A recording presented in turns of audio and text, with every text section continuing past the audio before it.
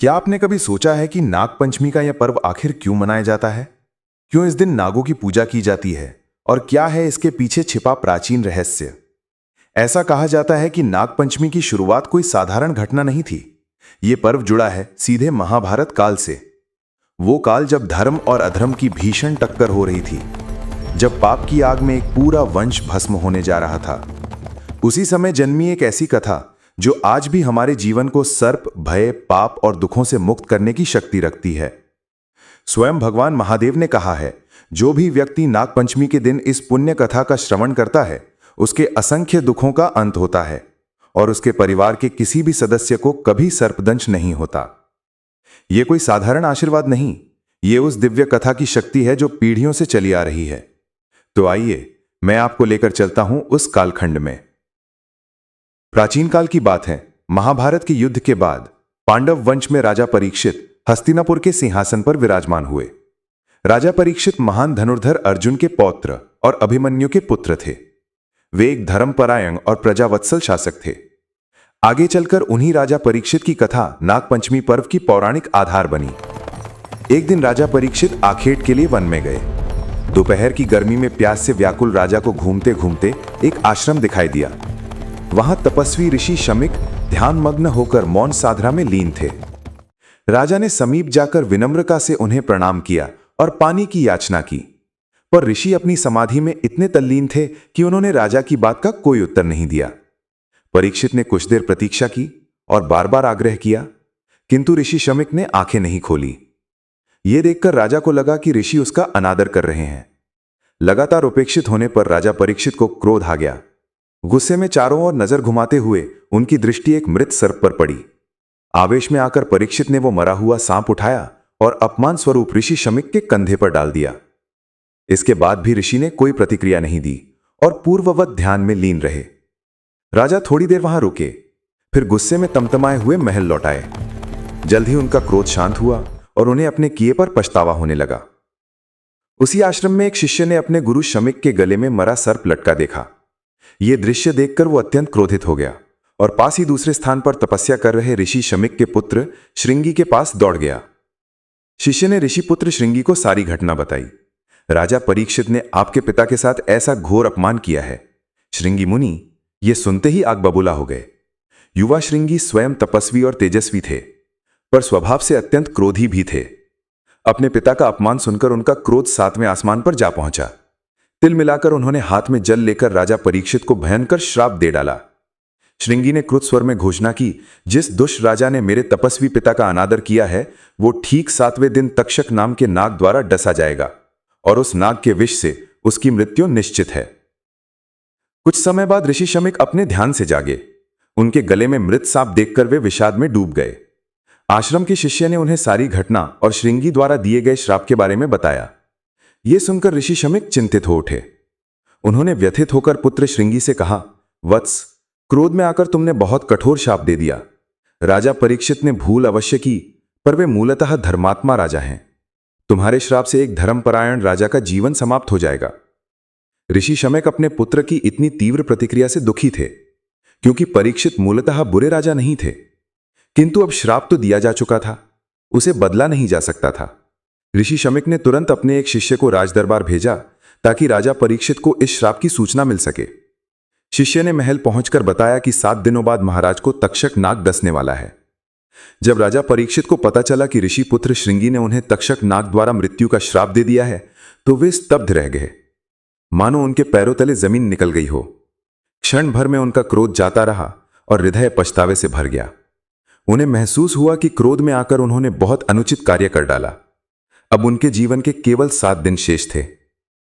श्राप मिलने के बाद राजा परीक्षित ने तय किया कि वे अपने शेष दिन प्रभु भक्ति और आत्मचिंतन में बिताएंगे। साथ ही उन्होंने अपनी सुरक्षा के भी कड़े प्रबंध किए ताकि कोई सांप उनके पास न भटक सके। राजा ने एक ऊंचे स्तंभ जैसे महल के सबसे ऊपरी बंद कक्ष में निवास बनाया। चारों तरफ चौकस पहरेदार तैनात थे और आदेश था कि एक छोटा सा जीव भीतर न आने पाए। राजा के भोजन पानी को भी कई चरणों में जांचने के बाद ही उनके पास पहुंचाया जाता था। नागदंश से बचने के लिए अनेक वैद्य और तांत्रिक भी तैयार रखे गए। इन तैयारियों के साथ साथ राजा परीक्षित अपना अधिकांश समय भगवान के स्मरण और पश्चाताप में बिताने लगे। उधर सप्तम दिवस जैसे जैसे समीप आने लगा, नागलोक में हलचल मच गई। राजा को मिले श्राप को सत्य करने के लिए स्वयं नागराज तक्षक को आगे आना था। नियत समय पर तक्षक नाग अपने लक्ष्य की ओर चल पड़ा। मार्ग में उसकी भेंट एक तपस्वी ऋषि कश्यप से हुई, जो अपने मंत्र बल से राजा परीक्षित की रक्षा करने हस्तिनापुर जा रहे थे। तक्षक ने अपनी विष शक्ति का प्रदर्शन करके पास के एक हरे भरे वटवृक्ष को पल भर में डंस कर राख कर दिया। ऋषि कश्यप ने तुरंत अपने मंत्रों से उस जले हुए वृक्ष को फिर से हरा भरा कर खड़ा कर दिया। यह देख तक्षक चकित हुआ, पर उसने राजा को श्राप से बचाने के ऋषि के प्रयास को नाकाम करने की ठान ली। तक्षक ने ढेर सारा धन देकर ऋषि कश्यप को लौटा दिया, ताकि वे राजा परीक्षित की रक्षा न कर सकें। अब नागराज तक्षक बिना किसी बाधा के हस्तिनापुर पहुंच गया। महल के निकट पहुंचकर उसने एक नई चाल चली। तक्षक ने स्वयं को एक छोटे से कीट का रूप ले लिया और पास के बगीचे में एक पके आम के फल के भीतर जा छिपा। पहरेदारों ने उस फल को साधारण फल समझकर टोकरी सहित महल के भीतर जाने दिया। उधर 7वें दिन के अंतिम पहर में राजा परीक्षित को लगा कि अब संकट टल गया है और श्राप का समय बीतने वाला है। वे कुछ निश्चिंत होने ही लगे थे कि तभी सेवक ताजे फलों की टोकरी लेकर उनके कक्ष में पहुंचे। राजा परीक्षित ने एक आम उठाकर जैसे ही काटने का प्रयास किया, उस फल में से अचानक एक छोटा कीड़ा निकलकर भूमि पर गिरा। पल भर में वो कीड़ा एक भयंकर विशाल सर्प में बदलने लगा। देखते ही देखते नागराज तक्षक अपनी पूरी क्रोधपूर्ण भयावहता के साथ राजा के सामने प्रकट हो गया। राजा परीक्षित ये भयावह दृश्य देखकर समझ गए कि ऋषि का श्राप अटल था। उन्होंने हतप्रभ होकर परमात्मा का नाम लिया और अपने अंत को निकट देखा। अगले ही क्षण तक्षक बिजली जैसी तेजी से लपका और उसने राजा परीक्षित को डस लिया। जहर का असर तुरंत फैल गया। राजा परीक्षित तक्षक के दंश से तड़पने लगे और कुछ ही क्षणों में उनका जीवन अंत हो गया। महल में हाहाकार मच गया। रक्षक तलवारें लेकर तक्षक पर प्रहार करने दौड़े, किंतु वो फुर्ती से फुंकारता हुआ खिड़की से बाहर अंधकार में ओझल हो गया। इस प्रकार ठीक 7वें दिन ऋषि का श्राप फलित हुआ और नागराज तक्षक के विष ने राजा परीक्षित का अंत कर दिया। पूरे हस्तिनापुर में शोक की लहर दौड़ गई।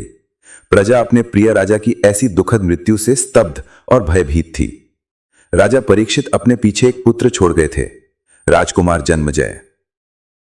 पिता की मृत्यु के बाद नवयुवक जन्मजय का राज्याभिषेक किया गया।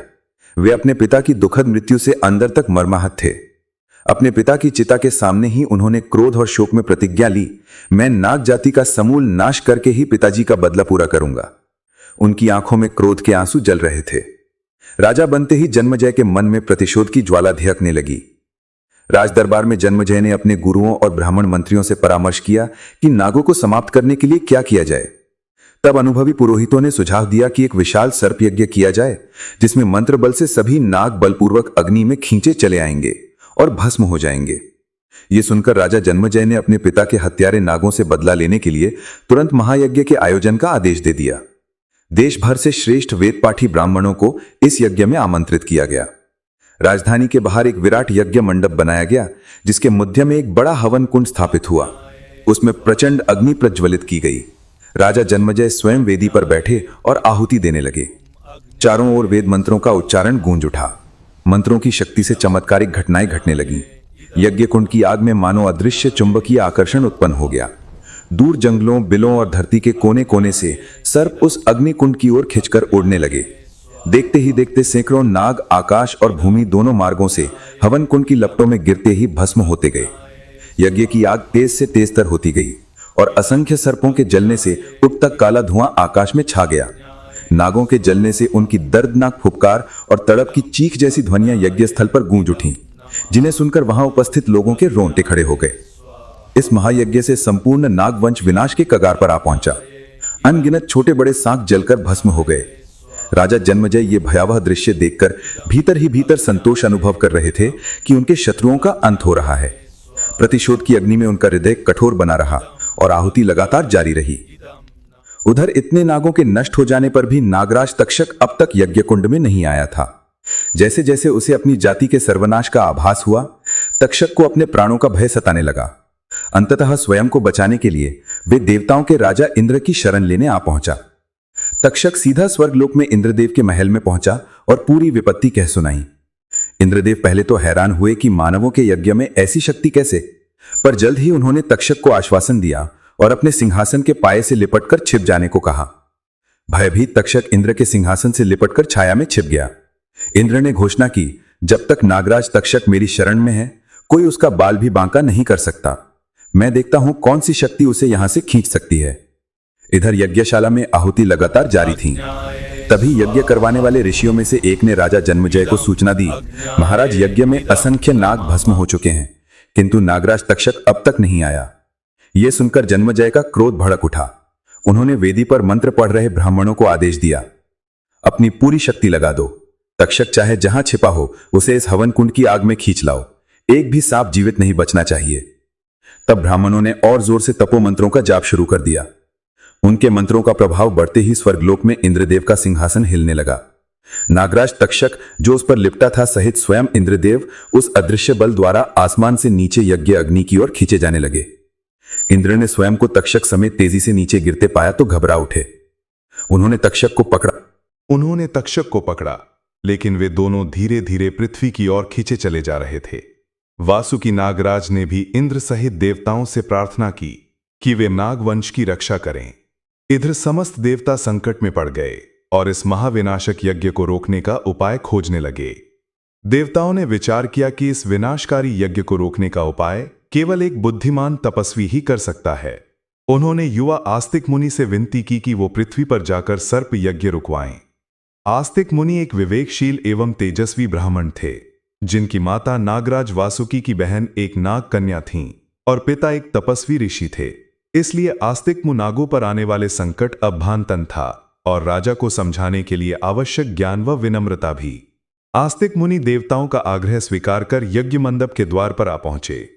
पहरेदारों ने अचानक आए इस अपरिचित ब्राह्मण युवक को रोकने का प्रयास किया, किंतु आस्तिक के शांत तेज से प्रभावित होकर अंततः उन्हें सभा में प्रवेश की अनुमति मिल गई। यज्ञशाला के भीतर उस समय हवन कुंड की लपटें ऊंची उठ रही थीं और वेद मंत्रों का घोर उच्चारण गूंज रहा था। ऐसे में किसी बाहरी की आवाज सुनाई देना असामान्य था। तभी आस्तिक ने ऊंचे स्वर में राजा जन्मजय को प्रणाम करके कहा, महाराज, मुझे आपके महान सर्प यज्ञ के दर्शन की इच्छा थी, इसलिए दूर से यहां उपस्थित हुआ हूं। एक अपरिचित युवा ब्राह्मण की आवाज सुनकर राजा जन्मजय और सभी पुरोहित चकित होकर उसकी ओर देखने लगे। यज्ञ में विघ्न पड़ता देख कुछ ऋषि क्रोधित भी हुए। राजा ने गंभीर स्वर में पूछा, हे ब्राह्मण कुमार, आप कौन हैं और इस यज्ञ में आपका क्या कार्य है? आस्तिक ने हाथ जोड़कर विनम्रता से उत्तर दिया, राजन, मैं एक तुच्छ ब्राह्मण हूं जो ज्ञान की खोज में स्थान स्थान पर भ्रमण करता हूं। मैंने आपके महायज्ञ की महिमा सुनी तो खुद को यहां आने से रोक नहीं सका। कृपा करके मेरे आने को क्षमा करें और अपना आशीर्वाद दें। राजा जन्मजय ने आस्तिक की मधुर वाणी और विद्वता से प्रसन्न होकर कहा, कुमार, आपका स्वागत है। आप जैसे विद्वान का हमारे यज्ञ में आगमन शुभ माना जाएगा। बोलिए, मैं आपके लिए क्या कर सकता हूं? आस्तिक ने अवसर पाकर निवेदन किया, महाराज, यदि आप मुझ पर प्रसन्न हैं तो मुझे एक वरदान दें। जन्मजय ने उदारता से सहमति देते हुए कहा, निश्चय ही, मांगो ब्राह्मण देव। तब आस्तिक मुनि ने विनीत स्वर में प्रार्थना की, राजन, कृपा करके यह सर्प मैत्र यज्ञ यहीं समाप्त कर दीजिए। बस यही वरदान मुझे दीजिए। ये सुनते ही राजा जन्मजय सहित पूरी सभा स्तब्ध रह गई। कुछ क्षण के लिए किसी के मुख से शब्द नहीं निकला। राजा को स्वयं अपने कानों पर विश्वास नहीं हुआ। फिर उन्होंने आश्चर्य और क्रोध मिश्रित स्वर में कहा, ब्राह्मण कुमार, तुम मुझसे क्या मांग रहे हो? मेरे पिता की हत्या करने वाले नागों के संहार के लिए ही तो मैं ये यज्ञ कर रहा हूं। तुम्हें जो भी धन, गौ, भूमि या विद्या चाहिए वह मांग लो, परंतु यज्ञ रोकने को मत कहो। आस्तिक ने शांत किंतु दृढ़ स्वर में उत्तर दिया, महाराज, मुझे आपकी धन संपदा में कोई रुचि नहीं। मैं तो समाज के कल्याण हेतु ये वरदान मांग रहा हूं। नाग भी ब्रह्मा की सृष्टि का अभिन्न हिस्सा है। प्रतिशोध की आग में समस्त नागवंश का सर्वनाश करना उचित नहीं है। कृपा करके मेरे आग्रह को स्वीकार करें। राजा जन्मजय इस अनूठे अनुरोध से धर्म संकट में पड़ गए। एक और पिता की मृत्यु का प्रतिशोध था, तो दूसरी ओर एक ब्राह्मण को दिया हुआ वचन। सभा में सन्नाटा छा गया। अंततः जन्मजय ने निश्चय किया कि एक क्षत्रिय राजा को अपना वचन हर हाल में निभाना चाहिए। उन्होंने भारी मन से घोषणा की कि आस्तिक मुनि की मांग के अनुरूप सर्प यज्ञ यहीं पर समाप्त किया जाता है। राजा का आदेश मिलते ही मंत्रोच्चार थम गया। हवन कुंड की प्रज्वलित आग को शांत करने की प्रक्रिया शुरू कर दी गई। पवित्र जल की आहुति देकर कुछ ही देर में अग्नि की लपटें धीमी पड़ गईं और नागों को खींचने वाला मंत्र बल निष्क्रिय हो गया। उसी क्षण स्वर्गलोक में इंद्रदेव ने अनुभव किया कि उनका सिंहासन कांपना बंद हो गया है। नागराज तक्षक भी सकुशल थे। तक्षक ने चैन की सांस ली और मन ही मन आस्तिक मुनि को धन्यवाद दिया। जिसने उसकी प्राण रक्षा की। यज्ञ रुकते ही यज्ञशाला में उपस्थित लोगों को समझ आ गया कि क्या हुआ है। राजा जन्मजय के इस निर्णय से कुछ क्रोधी पुरोहित क्षुब्ध थे कि नागों का संहार अधूरा रह गया, पर अधिकांश जन आस्तिक मुनि की जय जयकार करने लगे। नागवंश का समूल नाश रुक जाने से प्रजा ने राहत की सांस ली। जन्मजय ने आस्तिक मुनि को हृदय से धन्यवाद दिया और सम्मानपूर्वक अनेक भेंट देकर विदा किया। चलते समय राजा ने हाथ जोड़कर विनम्रता से कहा, मुनिवे, आपने सही समय पर आकर मुझे अधर्म करने से रोका है। क्रोध में मैं बहुत बड़ा पाप कर बैठता, वो आपने टाल दिया। मैं जीवन भर आपका ऋणी रहूंगा। आस्तिक मुनि ने राजा को आशीर्वाद देते हुए उत्तर दिया, हे राजन, क्षमा और दया को धारण करना ही सच्चा वीरत्व है। ईश्वर आपको यश और कीर्ति देंगे। यह सुनकर राजा जन्मजय ने भी नागवंश के प्रति अपना वैरभाव उसी क्षण त्याग दिया। इस प्रकार आस्तिक मुनि की करुणा और बुद्धिमत्ता से नागवंश विनाश से बच गया और मनुष्यों व सर्पों के बीच फिर से शांति स्थापित हुई। ये घटना श्रावण मास के शुक्ल पक्ष की पंचमी तिथि को घटी थी। कहा जाता है कि उसी दिन से नागों की रक्षा के उपलक्ष्य में हर वर्ष श्रावण शुक्ल पंचमी को नाग पंचमी का पर्व मनाया जाने लगा। इस दिन लोग नाग देवता की पूजा कर दूध, लड्डू, फूल आदि अर्पित करते हैं और उनसे रक्षा का आशीर्वाद मांगते हैं। कई क्षेत्रों में नाग पंचमी के अवसर पर भूमि को खोदने से भी परहेज किया जाता है, ताकि जमीन में रहने वाले सर्पों को कोई हानि न पहुंचे। पृथ्वी पर मनुष्य और नागों के बीच सौहार्द बना रहे, इसी कामना से यह पर्व मनाया जाता है। भगवान शिव के गले में नाग विराजते हैं, इसलिए नागों को देवताओं का आभूषण माना जाता है और नाग पंचमी पर उनकी पूजा को शिव की कृपा प्राप्त करने का शुभ अवसर माना जाता है। नाग पंचमी के इस पुराण प्रसिद्ध कथा से हमें सीख मिलती है कि क्रोध और प्रतिशोध में लिए गए निर्णय महान विनाश ला सकते हैं, जबकि क्षमा, दया और सद्भाव से बड़ा अनर्थ टाला जा सकता है। आस्तिक मुनि के धैर्य और करुणा ने विनाश को रोककर शांति स्थापित की। आज भी नाग पंचमी के दिन नागों का पूजन कर मानव उनके प्रति कृतज्ञता और सह अस्तित्व का संदेश देता है। तो दोस्तों, उम्मीद है आपको ये कथा पसंद आई होगी। वीडियो को लाइक जरूर करें और कमेंट में जय नाग देवता हर हर महादेव अवश्य लिखें। साथ ही चैनल को सब्सक्राइब करना ना भूलें।